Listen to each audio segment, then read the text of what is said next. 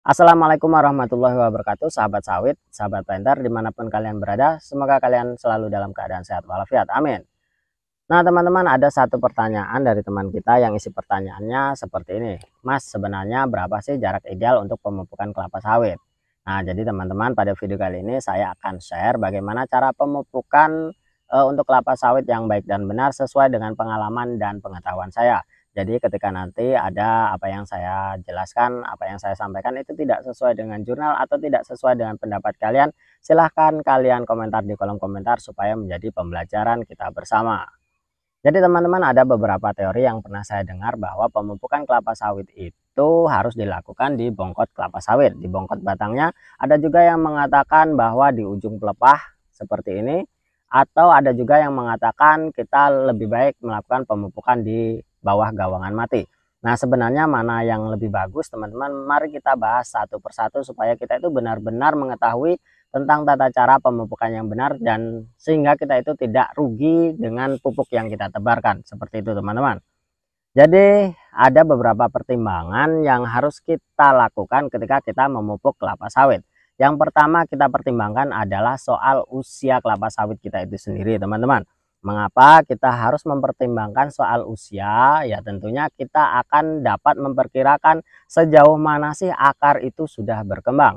Dan ketika sawit kita itu masih dalam usia 1 tahun, di bawah 1 tahun dari masa tanam, ya tentunya akar itu belum sepenuhnya bisa berkembang sampai ke ujung pelepah teman-teman. Dan kita harus benar-benar memperkirakan di mana sih ujung dari akar itu sendiri.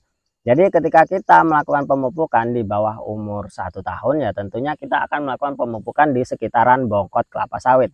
Karena kita dapat memperkirakan akar itu hanya sampai di situ teman-teman. Dan yang kedua, ketika umur usia tanam itu sudah hampir 2 tahun sampai 3 tahun, tentunya akar itu sudah sampai ke ujung pelepah sawit ini. Jadi kita bisa melakukan penaburan atau pembenaman seperti itu ya di ujung atau sepertiga dari pelepah atau daun kelapa sawit kita. Itu teman-teman yang harus kita perhatikan. Dan ketika sawit kita itu sudah mulai usia dewasa, tentunya ya ketika kita melakukan jarak tanam yang ideal, akar sawit itu sudah sampai kemana-mana teman-teman. Mungkin bisa melebihi dari ujung pelepah itu sendiri. Dan ketika sawit itu sudah dewasa, tentu mereka itu daunnya sudah agak ini ya, sudah saling silang. Dan di sana mungkin penyebaran dari akar kelapa sawit itu sudah menyebar ke seluruh perkebunan kita. Jadi dimanapun kita memupuk itu akan dapat diserap oleh pokok kelapa sawit kita. Jadi pertimbangannya yang pertama adalah masalah usia tanam teman-teman. Lalu pertimbangan yang kedua adalah masalah jenis pupuk apa yang akan kita berikan teman-teman. Ketika kita melakukan pemupukan dolomit, tentunya ya kita tidak bisa hanya di ujung sana, hanya di ujung sini.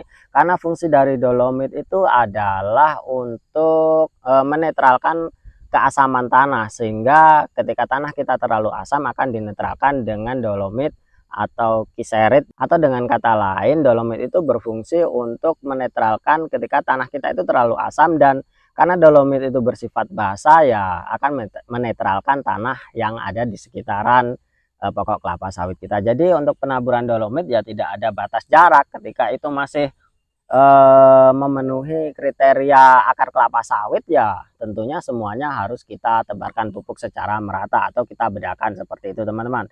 Dan ketika kita menaburkan urea, terus KCL dan pupuk-pupuk yang lainnya, tentunya kita harus sesuai rekomendasi yang sudah berlaku seperti itu teman-teman. Lalu bagaimana, ada teori yang mengatakan bahwa lakukanlah pemupukan itu di gawangan mati.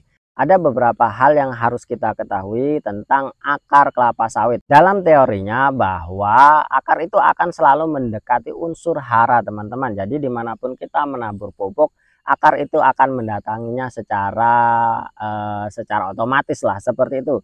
Jadi kita mau nabur pupuk di sana, mau nabur pupuk di sini, asalkan masih dalam jangkauan akar, akar itu akan mendatanginya. Dan teman-teman, dari pangkal akar sampai ujung akar kelapa sawit itu pasti semuanya akan ada akar serabutnya yang dapat menyerap dari nutrisi yang kita berikan. Yang kedua, akar itu akan cenderung lebih mendekati air atau tempat lembab. Nah ini yang bisa mendasari mengapa kita harus menebar pupuk itu di bawah gawangan mati, teman-teman. Jadi dapat kita simpulkan bahwa di bawah gawangan mati itu adalah tempat yang lembab, dan di sana akan banyak sekali akar-akar atau ujung kelapa sawit itu yang ada di sana. Jadi ketika kita menaburkannya di bawah gawangan mati, tentunya pupuk kita itu akan lebih cepat diserap. Ya, sederhananya seperti itu. Jadi kita dapat menyimpulkan bahwa bahwa akar itu akan ada di tempat-tempat yang lembab, dan ketika kita melakukan pemupukan di tempat yang lembab, tentunya itu akan lebih efektif atau lebih efisien untuk kita lakukan. Nah, untuk gawangan mati sendiri, teman-teman, kalau di negara sebelah atau di Malaysia itu sering saya lihat di YouTube yang berasal dari Malaysia itu tidak ada yang namanya gawangan mati, teman-teman. Mereka itu menyerahkan pelepah itu ya di sembarang tempat, sehingga mungkin dalam perkiraan saya, teori mereka itu dengan bertumpuknya pelepah-pelepah sawit itu yang tidak disusun di gawangan mati, tentunya akan melembabkan dari tanah di sekitaran kebun kelapa sawit itu, teman-teman. Tapi ngerinya ya takutnya kalau kita takut ular lah, takut apa, mungkin beda orang ya beda teori. Dan tentunya kalau kalian ingin mengikuti yang ada di Malaysia seperti itu, ya silahkan, kalian tidak perlu disusun, biarkan berserakan di kebun kalian, dan itu manfaatnya mungkin bisa melembabkan tanah yang ada di sekitar kebun kalian. Nah, itulah teman-teman jarak pemupukan yang ideal ya. Sebenarnya tidak ada jarak pemupukan yang ideal, itu seperti apa ya disesuaikan dengan kondisi yang ada ya. Jadi semoga ini bisa menjadi pertimbangan kalian. Terima kasih atas atensinya. Wassalamualaikum warahmatullahi wabarakatuh.